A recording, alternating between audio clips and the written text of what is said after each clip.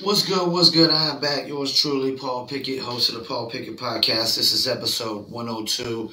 Was actually going to take a break for a week, but I don't know, man. I've never took a break for a whole week in my entire life. I don't think. I know I haven't in the last 10 years. So it's not an easy thing to do for me when I'm used to just constantly working and constantly, you know, grinding. Before we get started, hit that click now, subscribe button in the right hand corner. Hit that like if you're on Facebook. Hit that follow on Instagram and hit that Rumble if you're on Rumble. We just actually started uploading the content to Rumble. So our video version goes to YouTube, Facebook, Instagram TV, and Rumble. And I'll take the pre-recorded and I'll also stream it on 3 of my Twitter accounts. Paul Pickett Podcast, Promo Palace, LLC, and usually the Indie Castle Twitter as well. The audio version goes to Spotify, Apple, Amazon, Deezer, TuneIn, Slacker, Stitcher, iHeartRadio, Player FM, and much more. You can Google Paul Pickett Podcast, PaulPickett Podcast, and you'll see dozens of sites pop up. Don't forget that this podcast is sponsored by Promo Palace LLC at promopalace.biz. If you need online marketing promotions for your music, your product, your brand, or your service, please check out promopalace.biz. If you're a dog lover and you're a cat lover and you like t-shirts and hoodies with dogs and cats on them and sweatshirts as well, please check out New Litter Apparel at newlitter.com. That's NEWLITTER.com. We also got apparel for your dogs to wear like dog bandanas. And we got dog tags as well. And other things for dogs and whatnot, like dog water bowls and whatnot. Last but not least, for Shizzle, I got to shout out dizzlebrand.com. Just add ice. Dizzle on Ice. Step into the future. Do your Dizzle. Dizzlebrand.com. Follow them on Instagram, Facebook, YouTube, Twitter, Instagram, and more. And as you see, got a Dizzle right here. All right, let me pull up my scores from last night.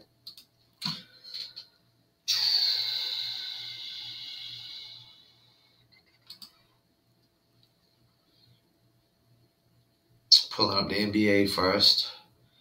And Klay Thompson made his return last night for the Golden State Warriors and put up 17. Brooklyn beat San Antonio. Clippers beat Atlanta. Atlanta's really struggling this year. They were my team last year, and it was so exciting. Made it to the Eastern Conference, but I really had big hopes for them this year, but they're really struggling. Washington Wizards beat Orlando. Toronto beat New Orleans Pelicans. Minnesota crushed Houston Rockets. Denver barely beat OKC. OKC's actually been balling this year. Chicago lost to Dallas, which can happen. You got Luka and the boys. Golden State beat Cleveland. And let's see. Hold up. Golden State beat Cleveland. Portland beats the Kings. And Lakers lost to Memphis. I hate to say it, man. Memphis is better than Lakers right now. The Memphis Grizzlies is better than Lakers right now. Of course, there's no Anthony Davis playing. You still haven't had Kendrick Nunn, Trevor Ariza. There's still been like 2 or 3 dudes that really ain't even played pretty much all year long, But, let me go over my Paul's Power Picks real quick. See what we got for y'all. Number one again, Golden State Warriors. They got Klay back too. Wiseman should be coming back soon. Even if Wiseman don't come back, man, just the fact that Klay's back and they're number one in the West and number one in the NBA with record says a lot. Number 2, Phoenix Suns. What more can I say, man? They got one of the best big threes in the NBA with Booker, DeAndre Ayton, and Chris Paul, CP3. So there's that. Number 3, Chicago Bulls. The Bulls, what more can I say? 2 players averaging over 25 a game and like over 4 rebounds and 4 assists a game, if I'm not mistaken. Brooklyn Nets is number 4. And number 5, the Miami Heat. And that could flip flop. It could be the Bucks. I think the Bucks is just quietly under the radar, and the Sixers are starting to come back up to life. They're number 5 right now with no Ben Simmons, with all the injuries and the health and safety protocols they've had to players out. That's crazy amazing. I mean, Boston should be doing way better than the Sixers, when really the catalyst for the Sixers has been Embiid all year long, and Embiid is amazing. So that's my power picks for the NBA. All right, let's go to these NFL games last night. And what's crazy is I actually got the Jacksonville game right, and a couple other games I got right that like really wouldn't have went the way they went, but like Green Bay. I just had a feeling Green Bay was not going to have Aaron Rodgers playing. They was going to have Jordan Love, and Detroit was definitely going to get a win. So, Lions beat Packers. I picked the Lions to beat the Packers only because I figured Aaron Rodgers wouldn't play. I picked Jacksonville to beat the Colts because I figured Wentz wouldn't play. I picked the Washington football team to beat the Giants. I don't remember who I picked on Bears and Vikings, but Vikings beat the Bears. Titans beat the Texans, and I think I picked Titans no matter what. And Titans literally have the number 1 seed and home field advantage. I picked Steelers over the Ravens, and I figured the Steelers would probably make the playoffs because of it. And Mike Tomlin has done a fabulous coaching job this year. Mike Tomlin probably should be coach of the year just because the Steelers made the playoffs. And Ravens, they're out in the playoffs. Bengals lost to the Browns. They only lost by 5. I don't know if Burrow's played. I got to check the score on this one. But, the box score and whatnot. But Browns won, but they still ain't make the playoffs. 49ers beat the Rams, and 49ers made the playoffs. They clinched a playoff berth. Buccaneers waxed the Panthers. Cardinals lost to the Seahawks. And Arizona's lost 4 of their last 5, man. Like, they've literally come back down to earth. Like, I don't think Cardinals stand a chance in the playoffs. Dolphins beat the Patriots. And I think I had Dolphins beat the Patriots because I don't know if Mac Jones is going to play or not. And Saints beat Falcons. Definitely had the Saints. Bills beat Jets. I had the Bills. And I had the Raiders beating the Chargers. And Raiders clinched a playoff berth. I mean, amazing job for the Raiders this year.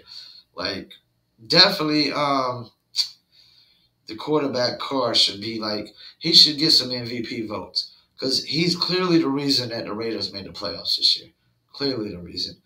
Let's pull up the playoff picture.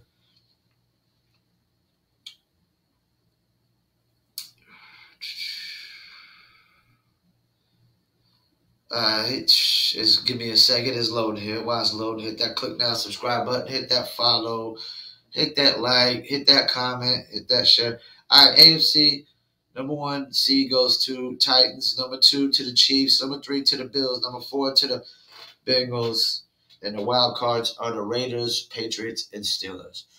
I mean, that's going to be a good AFC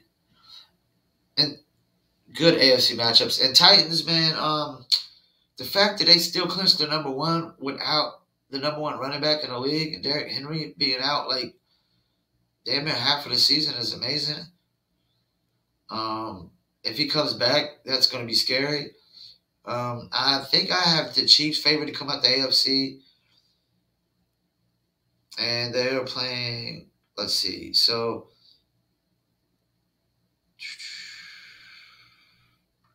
Steelers clinched the wild card. Patriots clinched the wild card. Raiders clinched the wild card. Now, the only thing is it doesn't show who's playing who. But I got Chiefs winning it all at the AFC. Definitely got Chiefs winning it. Because I guess the Steelers are playing the Chiefs. I guess the Patriots playing the Bills, and Raiders and Bengals is what I'm thinking. And of those games, I got Chiefs beating the Steelers, I got Bills beating the Patriots, and I got Bengals beating the Raiders. NFC, Packers clinch number 1 home field advantage, but Buccaneers is number 2. Cowboys is number 3. Rams number 4. Arizona number 5. Number 6 is 49ers. And, of course, number 7 is Eagles. And they already had a clinch the playoff even if they lost. So, out of this, I got the Packers winning this year.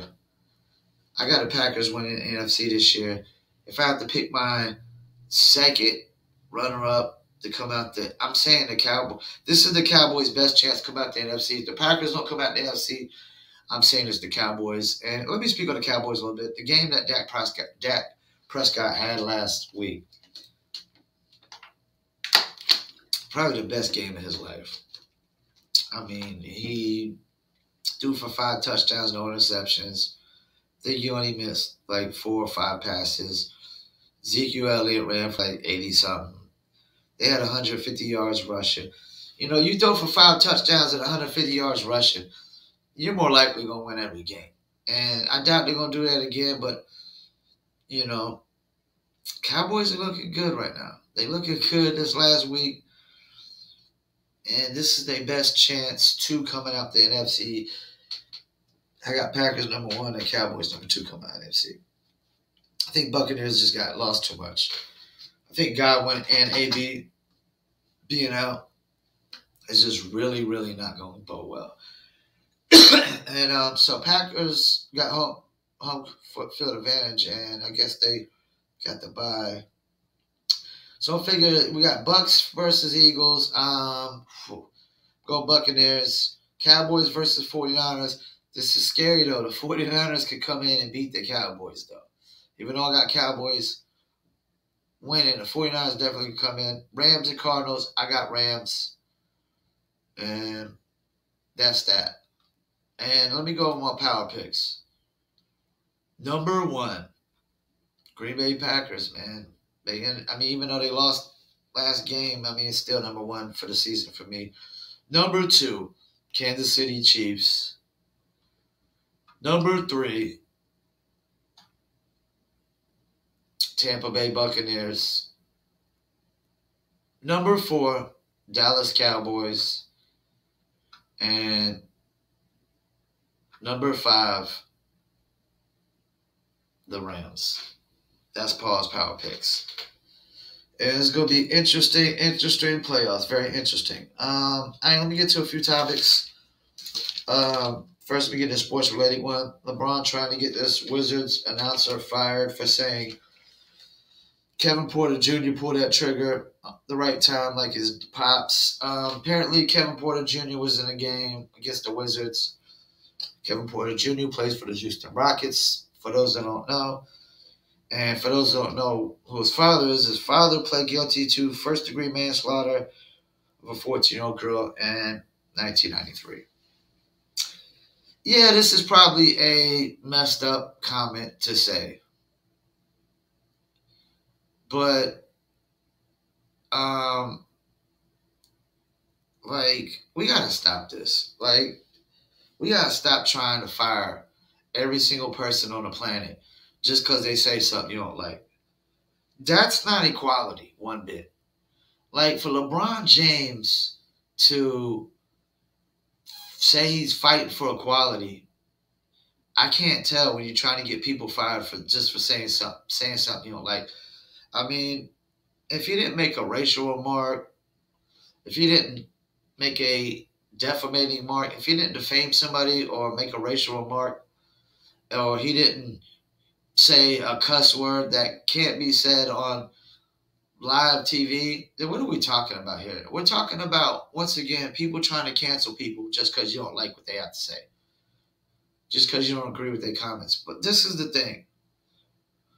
Freedom. And once you start trying to fire people just because you don't like what they have to say, then there's no freedom of speech. There's no freedom of speech. Then I should be able to crack you over the side of the head with a baseball bat for saying anything I don't like. And we're just going to start firing every single person on the planet just because you don't like what they got to say. You know, once again, man, in society, there is no this that I'm not saying there's no such thing as hate speech in society, but in America, there's no such thing. There's only freedom of speech. And that's it. People are always going to say things that people don't like, that people hate. And just because I say something that you hate doesn't make it hate speech. Just because I say something you like doesn't make it wrong.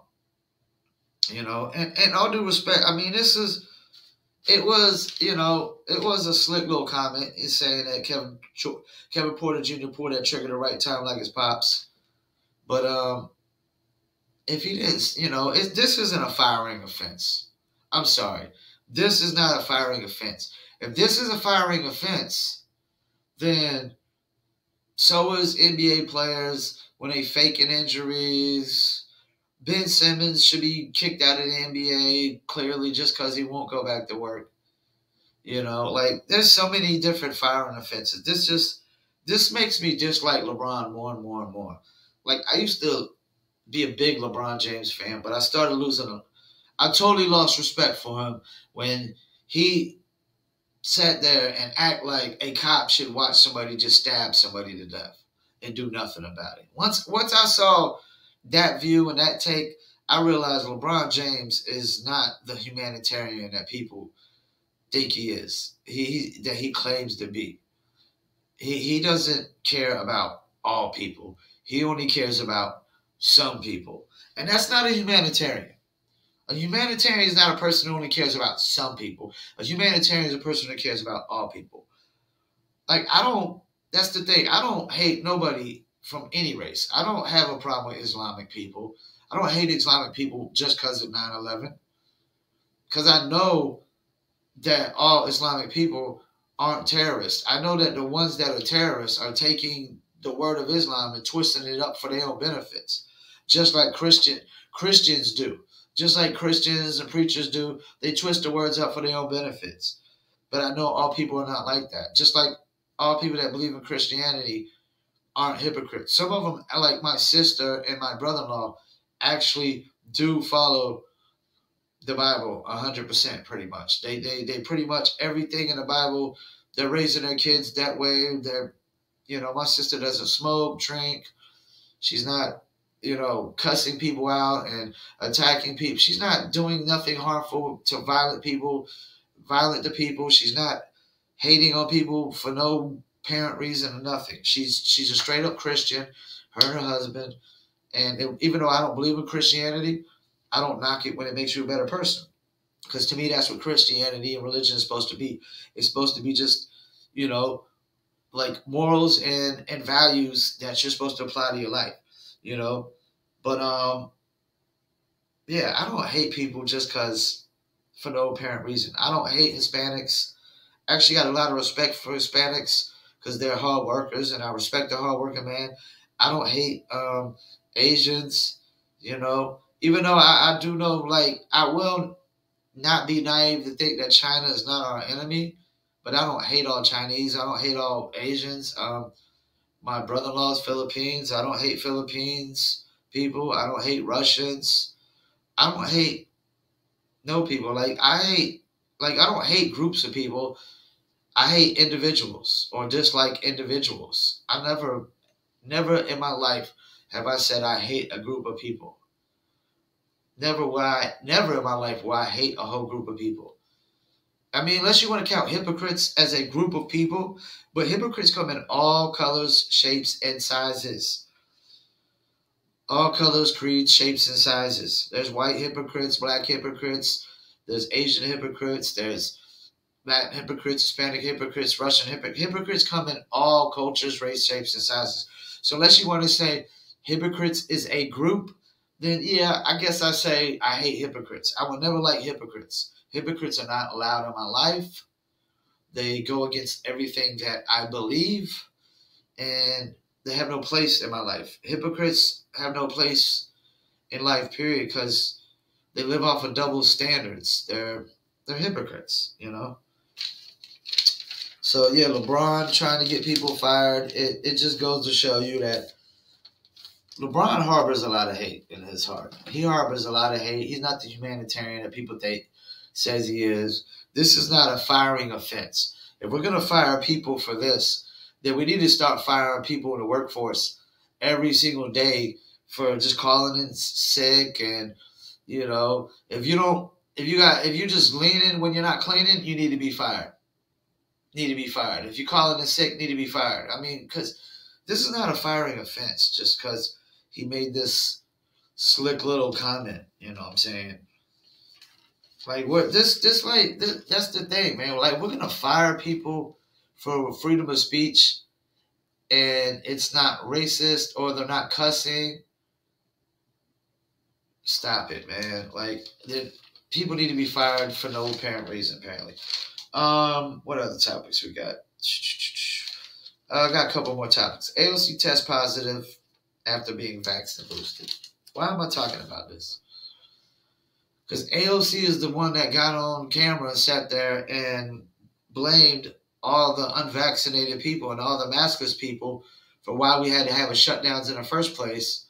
But her hypocritical ass is running to Florida. Why is she running to Florida? Because, she can't party maskless in New York in her own district. So she's got to run to Florida like a freaking hypocrite and party maskless with drag queens. And now she's got COVID. And it really, to me, like, it's not, it wouldn't be that big a deal if she wasn't a hypocrite. If she wasn't a hypocrite and lived off these double standards, and it wouldn't be a big deal. It really wouldn't be a big deal. But it's only a big deal because she's a hypocrite. She lives on double standards.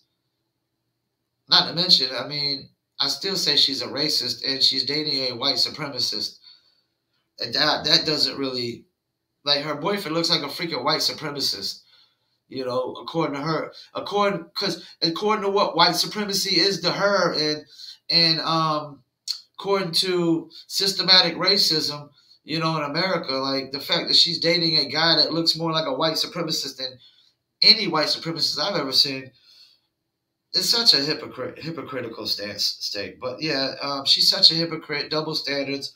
It wouldn't be a big deal that she got COVID by being vaxxed and boosted, because guess what?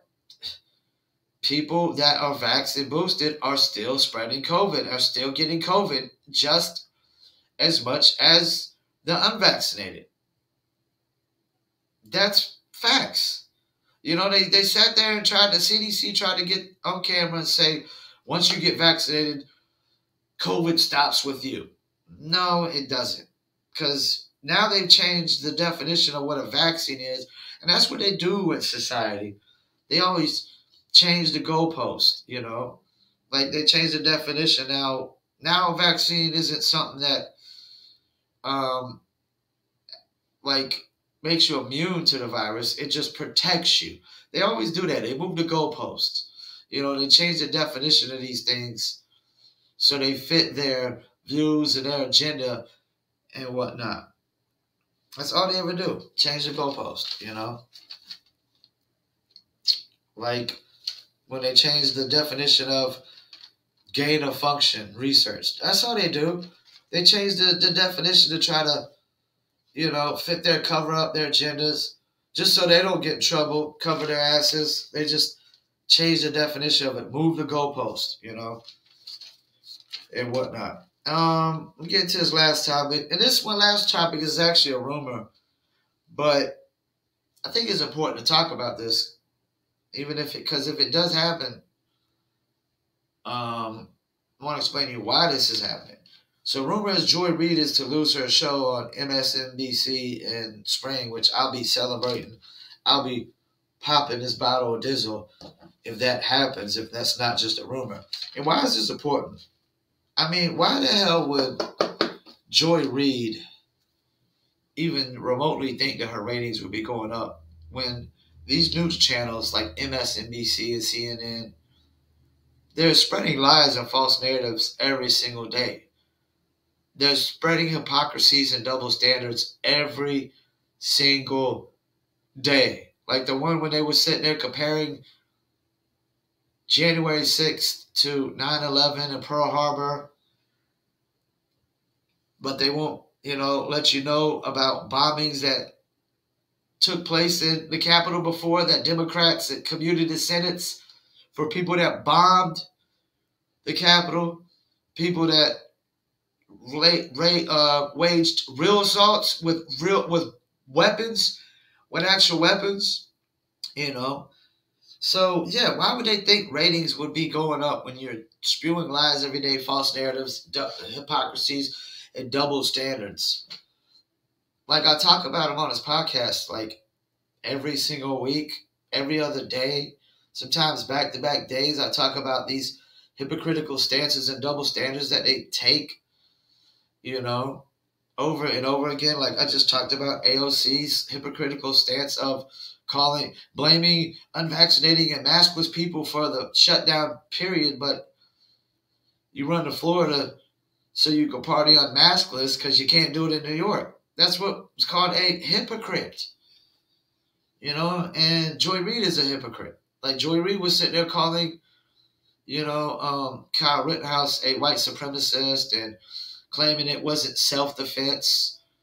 Anybody that still saying that Kyle Rittenhouse was not self-defense, you don't even know what self-defense is. You have no clue of what self-defense is. You shouldn't even be commenting on what self-defense is because apparently you have not a rat's ass idea of what self-defense is. If somebody is clearly pointing a gun at you, I don't care if you know if it's loaded or not. If somebody clearly points a gun at you and you pull the trigger first, it is self-defense. Anybody who thinks you're supposed to sit there and wait a few minutes to see if somebody's going to pull the trigger is the biggest moron on the planet. You gotta be the biggest idiot on the freaking planet.